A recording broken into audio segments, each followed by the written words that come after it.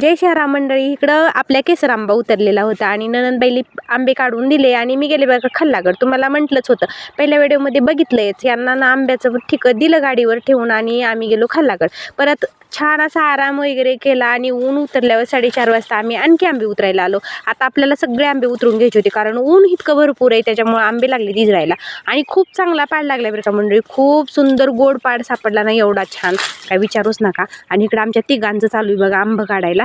मी आणि श्रेया आणि माझ्या बहिणीचा मुलगा असं आंबे काढायला चालू आहे. आता बघूयात किती आंबे निघतात. आता आम्ही आंब्याचे झाडं विकत आणली होती ना, त्यावेळेसच जरा ती मोठेच झाडं होते बघा, मोठ्या साईजची झाडे आणलेली होते. आणि बघू शकते तुम्ही 2023ला आम्ही आंब्याची झाडं लावली आणि गेल्या वर्षी काय आंबे आले नाहीत, पण ह्या वर्षी मात्र आंबे आलेत मंडळी. घरचे आंबे म्हणलं की मंडळी उगस डबल खायला बरं, आणि घरच्याशिवाय खायलाही भेटत नाही. विकत कधी किती आणावेत आणि किती खावेत.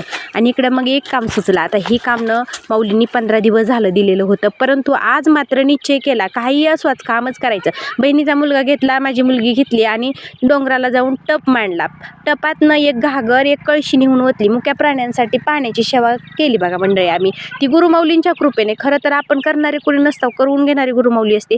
किती वेळा मी घोकला असन की बाबा चला आपल्याला ही सेवा करायची, पण ती काय माझ्याच्यानं झाली नाही. परंतु आज मात्र ना एकदम मनावर गुरुमाऊलीच म्हणले असते ना, ग कर आता तरी सेवा. चला म्हटलं आज तरी नेक्स्ट दिवस आहे, चला करून घ्यावं. परत कसं एकदा का दुसऱ्या कामाला हा लागलं का परत काय काम करणं म्हणजे ही सेवा करणं होणार नाही, म्हणून मुक्या प्राण्यांसाठी इथं सेवा केलेली आहे मंडळी. इथं ना खूप हरणांचे कळप येताना दिसतात, मोर येतात, लांडूर येतात, खूप सारे प्राणी पक्ष्यांसाठी भागले बरं का मंडळी.